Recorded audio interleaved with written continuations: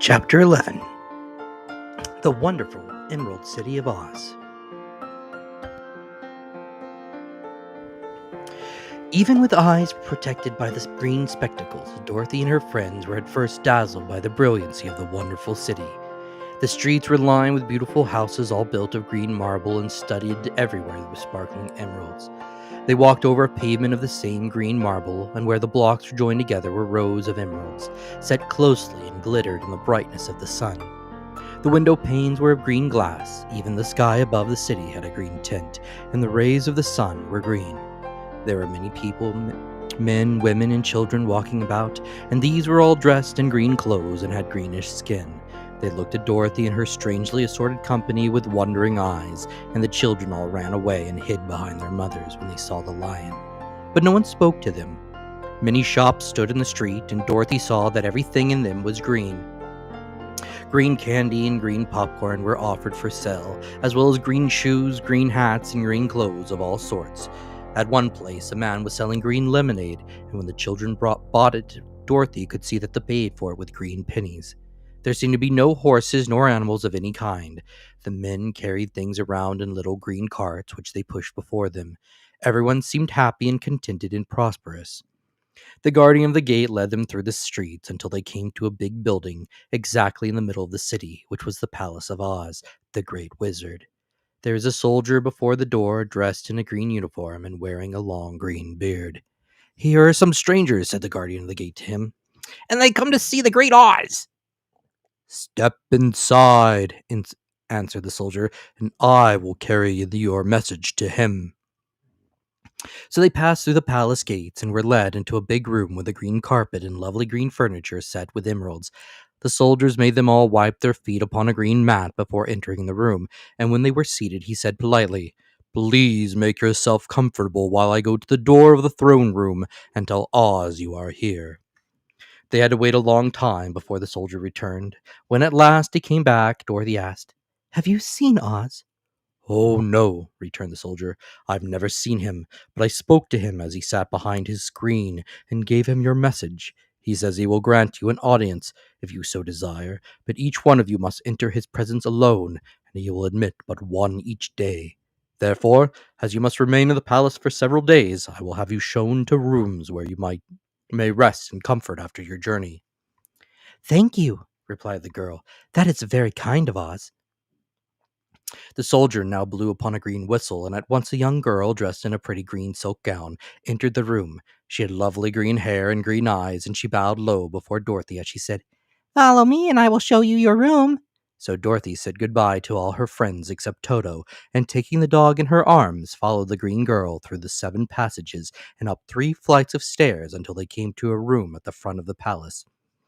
It was the sweetest little room in the world, with a soft, comfortable bed that had sheets of green silk and a green velvet counterpane. There was a tiny fountain in the middle of the room that shot a spray of green perfume into the air to fall back into a beautifully carved green marble basin. Beautiful green flowers stood in the windows, and there was a shelf with a row of little green books. When Dorothy had time to open these books, she found them full of queer green pictures that made her laugh. They were so funny. In a wardrobe were many green dresses made of silk and satin and velvet, and all of them fitted Dorothy exactly. "Make yourself perfectly at home," said the green girl, "and if you wish for anything, ring the bell. Oz will send for you tomorrow morning." She left Dorothy alone and went back to the others. These she also led to rooms, and each one of them found himself lodged in a very pleasant part of the palace. Of course, this politeness was wasted on the Scarecrow, for when he found himself alone in his room, he stood stupidly in one spot, just within the doorway, to wait till morning. It would not rest him to lie down, and he could not close his eyes, so he remained all night staring at a little spider which was weaving its web in a corner of the room, just as if it were not one of the most wonderful rooms in the world. The Tin Woodman lay down on his bed from force of habit, for he remembered when he was made of flesh, but not being able to sleep, he passed the night moving his joints up and down to make sure they kept in good working order. The lion would have preferred a bed of dried leaves in the forest, and did not like being shut up in a room, but he had too much sense to let this worry him, so he sprang upon the bed and rolled himself up like a cat, and purred himself asleep in a minute. The next morning, after breakfast, the Green Maiden came to fetch Dorothy, and she dressed her in one of the prettiest gowns, made of green brocaded satin. Dorothy put on a green silk apron and tied a green ribbon around Toto's neck, and they started for the throne room of the Great Oz. First, they came to a great hall in which were many ladies and gentlemen of the court, all dressed in rich costumes. These people had nothing to do but talk to each other, but they always came to wait outside the throne room every morning, although they were never permitted to see Oz. As Dorothy entered, they looked at her curiously, and one of them whispered, Are you really going to look upon the face of Oz the Terrible? Of course, answered the girl, if he will see me. Oh, he will see you, said the soldier who had taken her message to the wizard, although he does not like to have people ask to see him. Indeed, at first he was angry and said I should send you back where you came from. Then he asked me what you looked like, and when I mentioned your silver shoes, he was very much interested. At last I told him about the mark upon your forehead, and he decided he would admit you to his presence. Just then a bell rang, and the green girl said to Dorothy, That is the signal. You must go into the throne room alone. She opened a little door, and Dorothy walked boldly through and found herself in a wonderful place. It was a big, round room with a high, arched roof, and the walls and ceiling and floor were covered with large emeralds set closely together. In the center of the roof was a green light, as bright as the sun, which made the emeralds sparkle in a wonderful manner. But what interested Dorothy most was the big throne of green marble that stood in the middle of the room. It was shaped like a chair and sparkled with gems, as did everything else. In the center of the chair was an enormous head, without a body to support it, or any arms or legs whatever. There was no hair upon his head, but it had eyes and nose and mouth, and it was bigger than the head of the biggest giant. As Dorothy gazed upon this in wonder and fear, the eyes turned slowly and looked at her sharply and steadily. Then the mouth moved, and Dorothy heard a voice say, I am the Oz, the great and terrible. Who are you, and why do you seek me? It was not such an awful voice as she had expected to come from the big head, so she took courage and answered, I am Dorothy, the small and meek. I've come to you for help. The eyes looked at her thoughtfully for a full minute, then said the voice, Where did you get the silver shoes? I got them from the Wicked Witch of the East when my house fell on her and killed her, she replied. Where did you get the mark upon your forehead? Continued the voice. That is where the Good Witch of the North kissed me when she bade me goodbye and sent me to you, said the girl. Again the eyes looked at her sharply, and they saw she was telling the truth. Then Oz asked, What do you wish me to do? Send me back to Kansas, where my Aunt Em and Uncle Henry are, she answered earnestly. I don't like your country, although it is so beautiful, and I am sure Aunt Em will be dreadfully worried over my being away so long. The eyes winked 3 times, and then they turned up to the ceiling and down to the floor, and rolled around so queerly that they seemed to see every part of the room. And at last they looked at Dorothy again. Why should I do this for you? Asked Oz. Because you are strong and I am weak, because you are a great wizard and I am only a helpless little girl, she answered. But you were strong enough to kill the Wicked Witch of the East, said Oz. That just happened, returned Dorothy simply. I could not help it. Well, said the head, I will give you my answer. You have no right to expect me to send you back to Kansas unless you do something for me in return. In this country, everyone must pay for everything he gets. If you wish me to use my magic power to send you home again, you must do something for me first. Help me, and I will help you. What must I do? Asked the girl. Kill the Wicked Witch of the West, answered Oz. But I cannot, exclaimed Dorothy, greatly surprised. You killed the Witch of the East, and you wear the silver shoes which bear a powerful charm. There is now but one wicked witch left in all this land, and when you can tell me she is dead, I will send you back to Kansas, but not before. The little girl began to weep. She was so much disappointed, and the eyes winked again and looked upon her anxiously, as if the great Oz felt that she could help him if she would. I never killed anything willingly, she sobbed. And even if I wanted to, how could I kill the wicked witch? If you, who are great and terrible, cannot kill her yourself, how do you expect me to do it? I do not know, said the head, but that is my answer. And until the wicked witch dies, you will not see your uncle and aunt again. Remember that the witch is wicked, tremendously wicked, and ought to be killed. Now go, and do not ask to see me again until you have done your task. Sorrowfully, Dorothy left the throne room and went back where the lion and the Scarecrow and the Tin Woodman were waiting to hear what Oz had said to her. There is no hope for me, she said sadly, for Oz will not send me home until I have killed the Wicked Witch of the West, and that I can never do. Her friends were sorry, but could do nothing to help her, so she went to her own room and lay down on the bed and cried herself to sleep. The next morning, the soldiers with the green whiskers came to the Scarecrow and said, "Come with me, for Oz has sent for you." So the Scarecrow followed him and was admitted into the great throne room, where he saw, sitting in the emerald throne, a most lovely lady. She was dressed in green silk gauze and wore upon her flowing green locks a crown of jewels. Growing from her shoulders were wings, gorgeous in color and so slight that they fluttered and the slightest breath of air reached them. When the Scarecrow had bowed, as prettily as his straw stuffing would let him, before this beautiful creature, she looked upon him sweetly and said, I am Oz, the great and terrible. Who are you, and why do you seek me? Now the Scarecrow, who had expected to see the great head Dorothy had told him of, was much astonished, but he answered her bravely.